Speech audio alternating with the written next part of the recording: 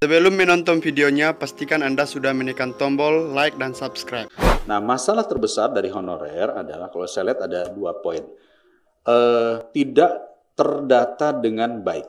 Yang pertama, artinya kadang-kadang juga ya karena berdasarkan kenal, karena berdasarkan mungkin karena ini family atau nggak tega, udahlah kamu jadi honorer. Sudut Dengar Parlemen. Halo, apa kabar? Kembali lagi di Sudut Dengar Parlemen bareng Nadia Kanaya. Nah, kita sudah ada di Sudut Dengar yang benar-benar mendengarkan. Karena kemarin, waktu kita membahas soal honorer, ternyata banyak banget viewersnya, banyak yang komentar, tolong dong dibahas soal P3K guru nasibnya gimana. Saya pengen bersuara, saya pengen ini, gimana nasib kedepannya guru ini belum terselesaikan juga. Nah, sekarang kita kabulkan. Kita sudah menghadirkan Wakil Ketua Komisi 10 dan pasti sudah pada kenal dan akrab dengan beliau. Siapa? Penasaran? Sudah ada Bapak Dede Yusuf. Apa kabar Bapak? Baik. Apa kabar Mbak Nadia? Ya, baik juga sekali. Seluruh penonton program acara ini. Luar biasa sekali saya hari ini sudah diundang ke sini. Suatu kehormatan nih buat saya nih. Iya. Saya juga suatu kehormatan bisa duduk bersampingan dengan Wakil Ketua Komisi 10. Iya. Lama banget saya menunggu momen ini loh Pak. Masa sih? Iya, banyak banget pertanyaan yang ingin saya tanyakan. Tapi sebelum ngomongin soal P3K, saya mau mempertanyakan gimana Pak ini tiket Argentina udah habis. Teman-teman saya nih Pak nih yang ada di sini mukanya pada sedih. Iya. Karena belum dapat. Jangan kan begitu. Ya kan belum dapat ya? Iya. Anak saya udah dapat barusan WA saya. Mau jual nih tiket Argentina, kecewa Messi nggak datang. Sampai begitu. Emang udah fix tuh Messi nggak datang Pak? Kita belum tahu. Tetapi informasinya yang saya dengar kemarin bahwa setelah dari China, kan kemarin Messi habis main di China ya, mengatakan tidak akan ke Indonesia. Ada di berita. Jadi pada mau ngejualin. Nah, buat yang mau beli silakan. Ada yang mau beli? Ini yang ditunggu Messi-nya atau Argentinanya mungkin ini boleh dipastikan dulu ya Pak ya. Kalau saya prinsipnya ada nggak ada Messi saya harus nonton. Kenapa? Ada beberapa poin. Apa? Bagi saya ini penting ketika Indonesia sudah kemarin maaf dalam tanda kutip kena sanksi dari FIFA. FIFA iya. Kita nggak bisa melaksanakan U20 karena berbagai faktor lah. Apakah itu faktor karena kita menolak Israel atau karena faktor kanjuruhan atau apapun juga. Tapi FIFA mengatakan Indonesia dalam pantauan. Nah, upaya Ketua PSSI Pak Erick Thohir saat ini adalah mendatangkan kelas namanya apa match day kalau nggak salah ya. Iya, match day. Mendatangkan match day dengan Argentina number one istilahnya tim di dunia bisa bermain di sini. Itu sebetulnya bagi saya adalah kajian. Oke, bisa nggak kita melakukan event kelas internasional? Bisakah penonton kita juga memiliki katakanlah kesiapan untuk menonton tanpa ada hal-hal yang tidak diinginkan? Nah, bagi saya ini penting. Kalau itu bisa, baik sisi kepolisiannya, perizinannya, nanti trafficnya, bisnya, dan sebagainya, maka Liga 1 akan jauh lebih aman di kemudian hari. Dan peluang kita untuk menjadi tuan rumah internasional juga akan mendapat kepercayaan dari dunia. Nah, ini berarti buat yang nonton wajib banget menjaga ketertiban dan keamanan ya, karena ini juga akan dilihat secara langsung oleh dunia. Kalau Indonesia memang aman dan pantas buat menyelenggarakan acara-acara internasional. Nah, bayangkan sekarang Mbak Nadia saat ini seorang wanita, maaf sedang hamil berapa bulan Mbak Nadia? Kurang seminggu lagi Pak lahiran. Bayangkan coba. Tetapi penggemar bola pengen nonton, tapi melihat kalau ada kerusuhan ini tuh, itu yang saya tidak inginkan. Jadi menonton bola harus ada suasana nyaman, aman, ya, bersih, lalu kemudian tertib. Sehingga buat anak-anak kecil, buat wanita, apalagi wanita yang sedang hamil, itu benar-benar merasakan suasana nonton bola itu sesuatu yang bahagia. Ya, sukacitanya ada, euforianya ada, tapi nggak berlebihan, tetap aman. Nah, kita nggak mau ngebahas bola sebenarnya, karena kita akan membahas soal P3K guru yang nasibnya masih abu-abu. Walaupun di beberapa media sudah menyatakan kalau tenang, P3K guru sudah diangkat dalam waktu dekat di tahun P3K guru yang tahun 2021, 2022. Ya. Tapi bagaimana itu belum merata, masih ada yang belum nih. Gimana nih Pak? Ya, ini kisah panjang ya, P3K yang sebelumnya dulu kita ingat ada yang namanya guru honorer yang belum terangkat. Saya lupa namanya apa ya dulu, P2 atau apa gitu ya, P1 atau P2 P1, gitu P2 ya. itu. Nah, memang kalau kita lihat pada era zaman Pak SBY itu sempat mengangkat jumlah PNS itu sampai 1 juta lebih ya, di antaranya guru paling banyak juga. Lalu kemudian hampir 9 tahun tidak ada pengangkatan. Jadi tentu saja setiap tahun selalu ada penambahan guru-guru honorer karena setiap tahun juga ada 80 ribuan ASN atau PNS, guru PNS yang pensiun. Pensiun, iya. Jadi sementara sekolah-sekolah perguruan tinggi yang mencetak guru setiap tahun juga menambah ribuan guru. Nah, konteksnya adalah kemana mereka harus bekerja? Pasti ke tempat pendidikan, ke sekolah. Nah, ketika masuk di sekolah, slot PNS-nya tidak bertambah, tetapi kebutuhan untuk mengajarnya juga sangat dibutuhkan, akhirnya terjadi adalah honorer tadi. Nah, masalah terbesar dari honorer adalah, kalau saya lihat ada 2 poin. Tidak terdata dengan baik. Yang pertama, artinya kadang-kadang juga ya karena berdasarkan kenal, karena berdasarkan mungkin karena ini family atau nggak tega, udahlah kamu jadi honorer. Ya. Yang kedua, ini juga permasalahannya, karena faktor tim sukses. Ketika ada bupati, kepala daerah, sebagai hadiah bagi tim sukses, kamu jadi honorer. Asas hutang budi itu ya, pembalasan itu ya. Nah, faktor inilah yang membuat akhirnya antara demand and supply, antara kebutuhan dunia pendidikan dengan supply-nya kadang-kadang tidak sinkron. Yang dibutuhkan guru matematika, tapi yang masuk di sana mungkin ya ada guru agama, ada guru yang lainnya, dan seterusnya. Jadi, ketika ini menjadi tidak sesuai antara rasio kebutuhan dengan penyiapan, maka yang terjadi ada ya kita sebutnya oversupply honorer di satu sekolah. Saya pernah ketemu ada satu sekolah yang honorernya itu ada 60.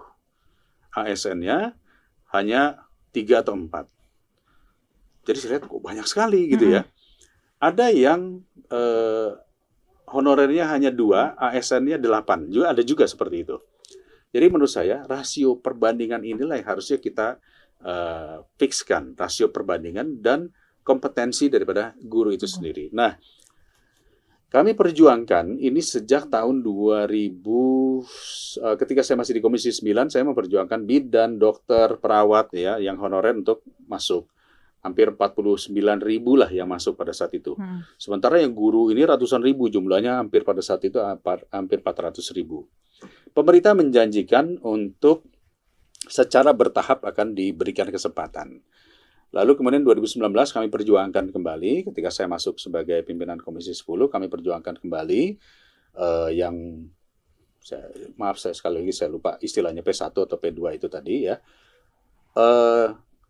Ternyata aturan baru ASN harus melewati tes. Akhirnya kami desak pemerintah, kementerian untuk membuat peta jalan kebutuhan atau roadmap kebutuhan guru. Ya, tenaga pendidik, guru. Maka dibuatlah guru dulu. Ternyata kebutuhan sampai tahun 2024 atau 2025 itu kebutuhannya adalah sekitar 1.100.000 sekian guru. Maka segera buatkan formasi untuk 1 juta sekian guru. Akhirnya Kemendikbud menyiapkan kita butuh 1 juta guru sampai 2024. Berarti yang saat ini ngantri bisa masuk sini, tapi karena Undang-Undang ASN harus melewati tes. Maka kami bilang lagi, beri afirmasi. Maka diberilah afirmasi. Jadi yang usia 50 tahun ke atas, saya lupa ya, berapa tahun? 50 tahun 5 ada. tahun ke atas itu free 100% afirmasi. Lalu yang 35 tahun ke atas ada afirmasi 30% atau berapa gitu ya. 10% untuk 10%. Loloslah ini. Lolos 200.000, bahkan terus kemudian melalui afirmasi lolos lagi 300.000. Saat ini sudah lolos 500.000. Berarti masih ada sisa 500 masih banyak. Dari 500.000 ini yang sudah dapat SK itu 400.000 sekian. Ada sekitar mungkin 100.000 atau 60.000 lebih yang belum dapat SK. Dan itu masih jadi PR. Masih jadi PR. Nah, tapi kita masih mau ngebahas lebih banyak, tapi kita harus break dulu nih Pak sejenak. Iya. Oke lah. Jadi sedih. Nanti kita tambah waktunya ya. Jadi jangan kemana-mana, tetap di Sudut Dengar Parlemen.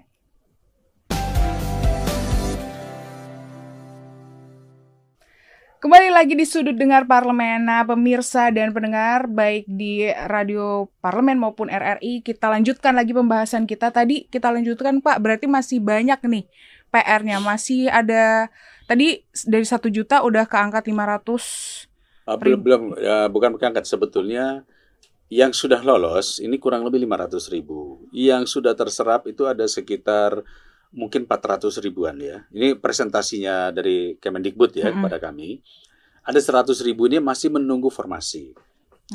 Nanti saya akan cerita lagi tentang apa yang dimaksud dengan formasi. Ada yang sudah 60.000 sekian, yang sudah lolos, sudah ada formasinya, sudah ada SK-nya, tetapi belum bekerja. Kenapa?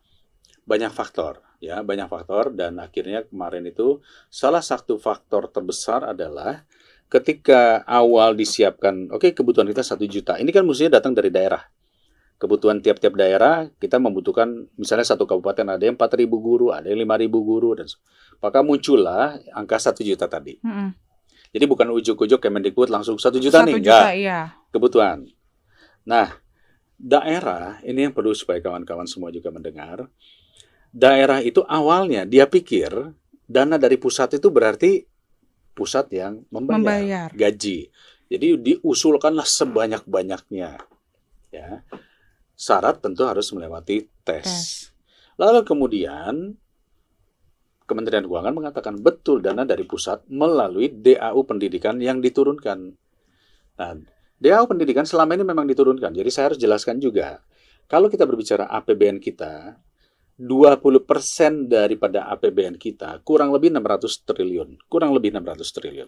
Bahkan bisa lebih. Ya, 640. Ya. Nah, itulah 20% APBN kita untuk fungsi pendidikan. Dari fungsi pendidikan itu turun ke daerah berupa DAU dan DAK pendidikan. 60% dari 600 triliun. Jadi kurang lebih 360 triliun turun ke daerah. Oleh daerah ini dicap sebagai 20%-nya mereka masuk ke APBD.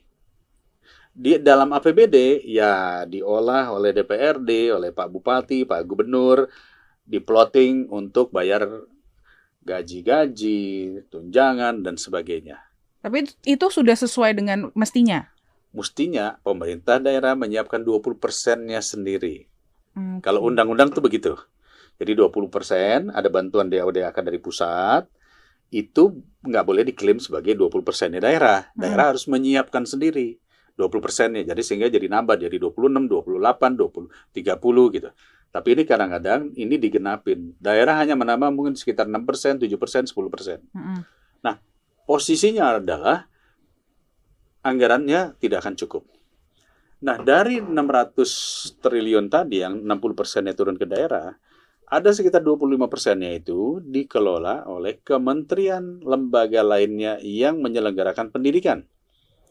Di situ ada Kementerian Kesehatan menyelenggarakan pendidikan, Akademi Kesehatan pariwisata, PU juga ada akademi-akademinya, Politeknik, termasuk juga ya IPDN, ya, termasuk juga mungkin TNI, Polri yang menyelenggarakan pendidikan itu ambilnya dari dana fungsi itu.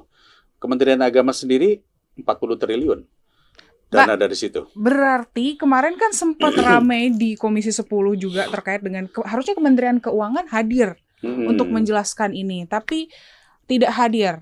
Nah, masyarakat mungkin beranggapan kan udah ditransfer DAU-nya, harusnya sudah mendapatkan dong, tapi ternyata masih ada curhatan, kok gaji saya harusnya 4,5 jadi 3. Saya kembali lagi ya, jadi artinya anggaran yang dikelola oleh Kemendikbud itu hanya 14% daripada total 360 triliun, dari total 600 triliun yang dikelola oleh Kemendikbud itu hanya 14%.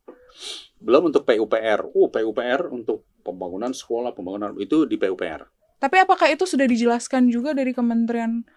Dijelaskan ke kami, tapi kan masyarakat nggak ada yang tahu. Masyarakat tahunya 20% di Kemendikbud. Kira-kira gitu. Mm-mm. Nah, jadi akhirnya kembali, ketika pemerintah daerah tahu bahwa dana itu, DAU itu earmarking untuk bayar guru misalnya, Mm-mm. tapi di daerah ketika menjadi APBD, mereka sudah plotting untuk kesana kemari. Ya, fungsi pendidikan juga, tapi kesana kemari. Iya. Jadi mereka tidak siap. Jadi yang tadinya mengusulkan 5.000 di cut down hanya mengusulkan 1.500. Oke, sampai Kira-kira gitu. Nah, jadi akhirnya, maaf ya, saya hanya tahunya di Komisi 10 ya, di komisi yang lain saya tidak tahu. Akhirnya kami paksa, push. Kami tidak mau tahu jika pemerintah daerah tidak siapkan formasi, ambil alih oleh pusat. Mm-mm. Kemendikbud menjanjikan April, tapi ternyata April sudah lewat, lalu kita tanya kenapa susah mencapai titik temu, karena pemerintah daerah ini domainnya Kemendagri, Oke. ya kan? ASN ini domainnya Kemenpan Kemenpan, RB, Iya. anggaran domainnya Kementerian Keuangan, guru domainnya Kemendikbud. Jadi memang menyatukan ini, akhirnya kami paksa terus, sampai kemarin pada raker, saya termasuk yang mengatakan, kapan? Iya. Nggak bisa hanya mengatakan, kami baru 2024 bisa, nggak bisa, tahun ini. Maka keluarlah RPP yang akan keluar di bulan Oktober. Maka kami katakan finalisasi, jika Oktober tidak bisa daerah membuat formasi, ambil alih oleh pemerintah pusat. Melalui PP yang akan keluar, yaitu RPP itu tadilah. Rancangan peraturan pemerintah, tapi insya Allah di Oktober ditandatangani Presiden, misalnya kan. Artinya setelah itu pemerintah pusat wajib menyiapkan formasi. Bagaimana cara menyiapkan formasi? Karena yang butuhkan kan daerah. Maka disitulah muncullah ide gagasan kami akan menyiapkan melalui sistem aplikasi kebutuhan diminta langsung oleh sekolah. Oke, ya. Kira-kira begitu. Dan ada yang tiga cara penyelesaian yang sudah dipaparkan oleh Betul. Menteri Ya. Pendidikan. Nah, tapi gimana dengan ini kan yang kemarin aja belum terselesaikan nih, Pak. Ya. Belum ada yang dapat tunjangan, Ya. belum ada penempatan. Tapi ternyata sudah dibuka lagi nih CPNS. Ya. Dan kemungkinan juga akan mengangkat guru-guru, Nah. tenaga pendidikan. Pak, ternyata kita harus break dulu, tapi jawabnya nanti ya, Pak ya. Udah di ujung mulut nih. Iya, cepet banget ini, nggak kerasa kalau ngebahas soal ini. Jadi jangan kemana-mana ya, tetap di Sudut Dengar Parlemen.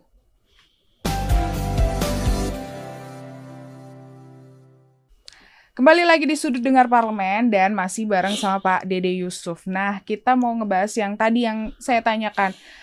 Permasalahan 2021-2022 P3K belum terselesaikan yang soal guru, baik dari formasi penempatan ya, kemudian tunjangan yang belum turun secara maksimal, bahkan ada yang 3 bulan baru dibayar. Sekarang pemerintah sudah membuka CPNS. Ya. Nah, gimana nih Pak? Kekhawatiran masyarakat tuh lebih... Memang masyarakat wajar memiliki khawatir. Kami pun DPR ya khawatir karena di dalam pemerintahan kita ini masalah koordinasi ini menurut saya sesuatu yang sangat tidak bisa dipegang. Ya, satu contoh saja, dana bos. Dana bos itu mestinya kita rencana itu sesuai dengan kesepakatan Menteri Pendidikan, Februari sudah harus turun. Tapi realitanya April banyak yang belum turun. Ketika kami tanyakan, dari pihak Kemendikbud juga menyampaikan bahwa memang sekarang ada aturan dari Kementerian Keuangan bahwa pencairan itu setelah pertanggungjawaban yang sebelumnya masuk. Ya, okay. Saya bilang, kalau saya sebagai kepala sekolah, biasanya kepala sekolah itu menalangi terlebih dahulu dana-dana yang harus dikeluarkan untuk pembayaran gaji dan sebagainya. Jadi kalau dia menalangi 3 bulan, itu bisa jual mobil dia. Kalau sampai nalangin 6 bulan, jangan-jangan jual rumah. Iya. Memang ini sangat memprihatinkan.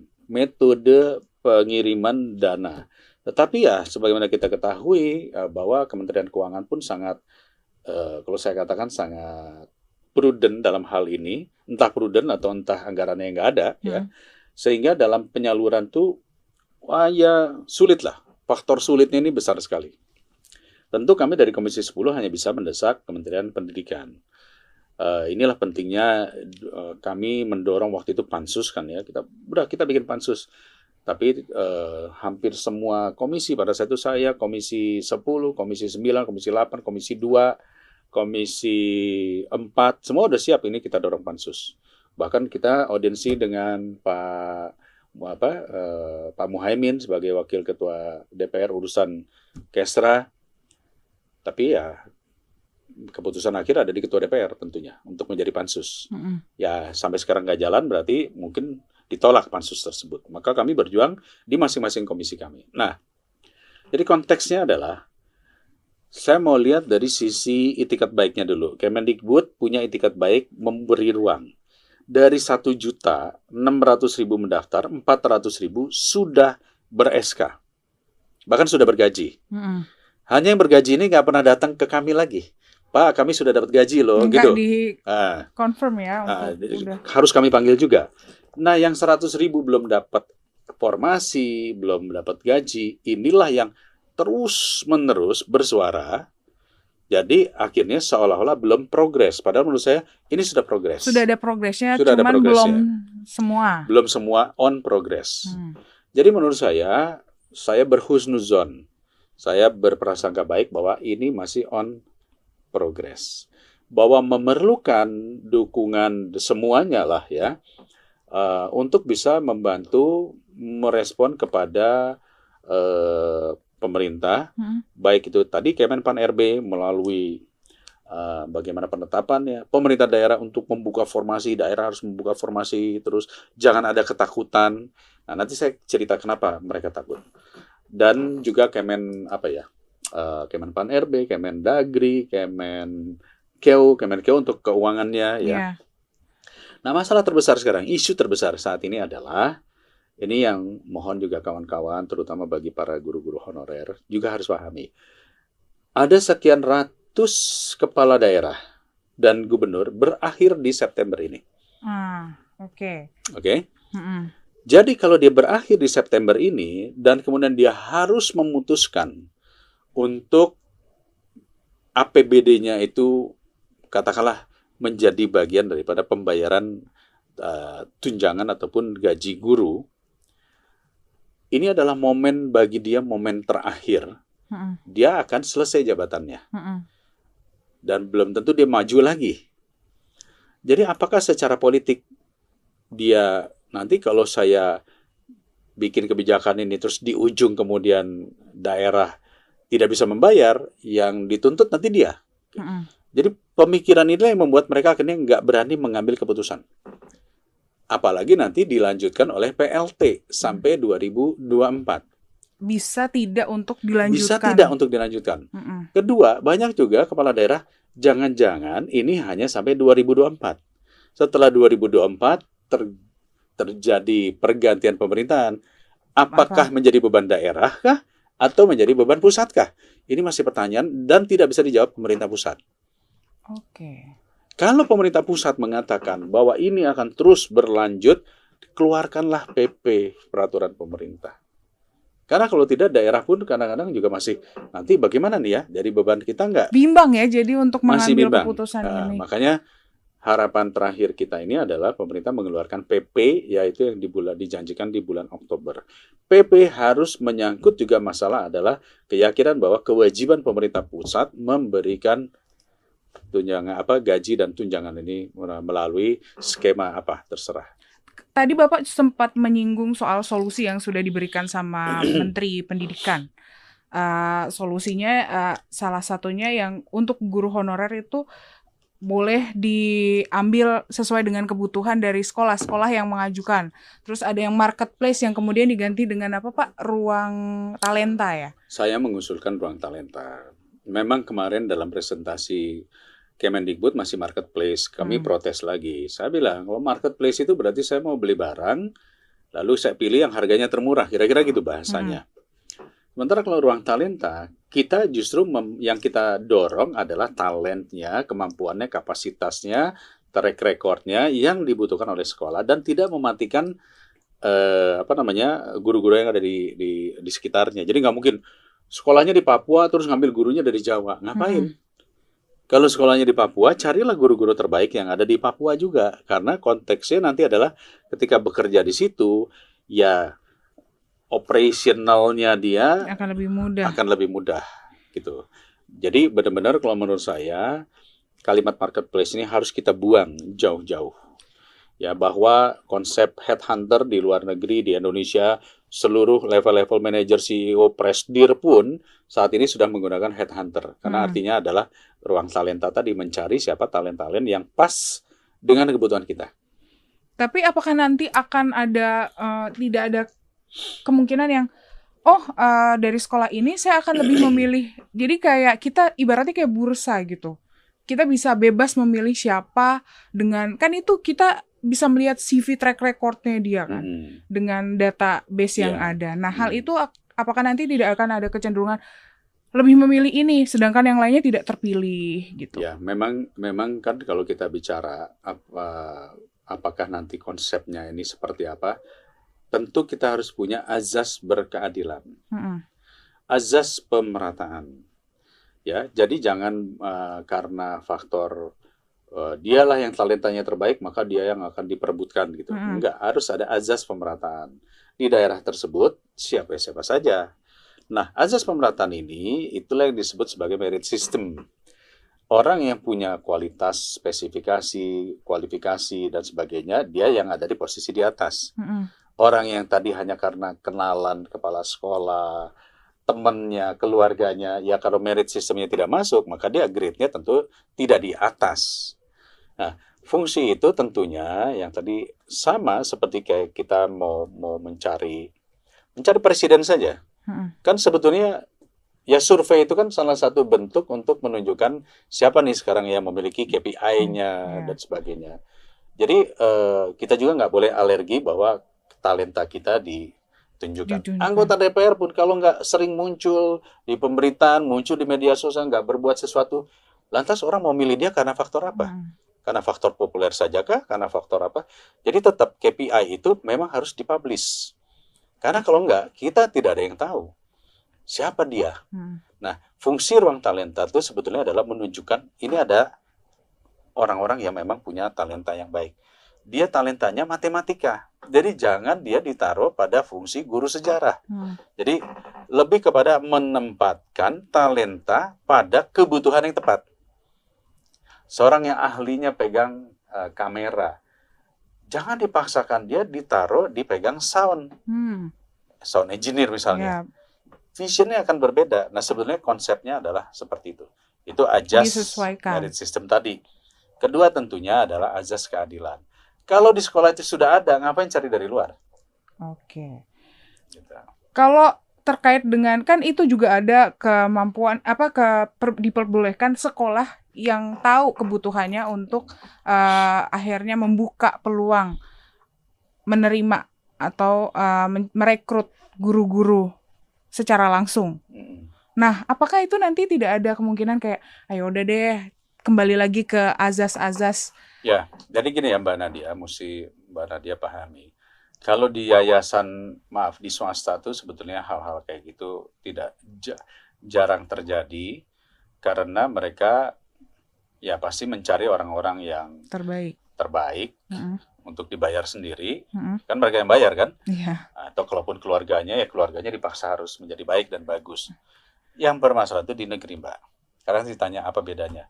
Bedanya kalau sekolah itu di bawahnya dinas pendidikan dan dinas pendidikan itu di bawahnya kepala daerah bupati, kadang-kadang itu tadi ketika ada kepentingan pilkada, kadang-kadang guru ini yang tadi saya katakan ada cantelan tim sukses. Nah, itu. Sehingga penempatannya bukan karena kompetensi tapi karena faktor tim sukses.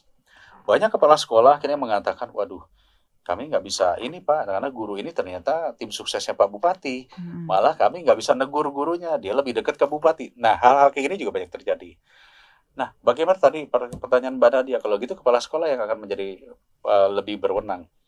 Memang usernya adalah kepala sekolah. Okay. User pendidikan.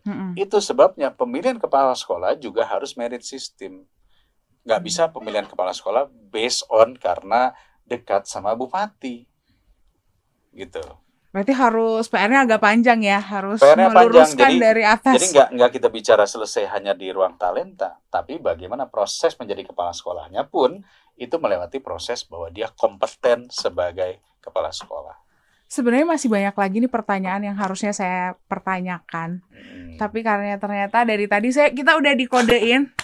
Waktunya udah habis, 3 segmen sudah terlewati dengan pembahasan P3K yang mungkin nanti akan kita buka lagi ya Pak ya. Ya. Mungkin ada segmen selanjutnya masih membahas P3K Guru. Kalau memang penasaran, kalau pengen tahu, pengen tanya apa aja boleh komentar aja nanti di kolom. Nadia, ayo panggil lagi Pak Dede Yusuf. Atau nanti bahas Nadia lagi. yang saya undang di podcast saya. Oh iya boleh. Saya kasih waktu yang lebih panjang deh. Oh iya.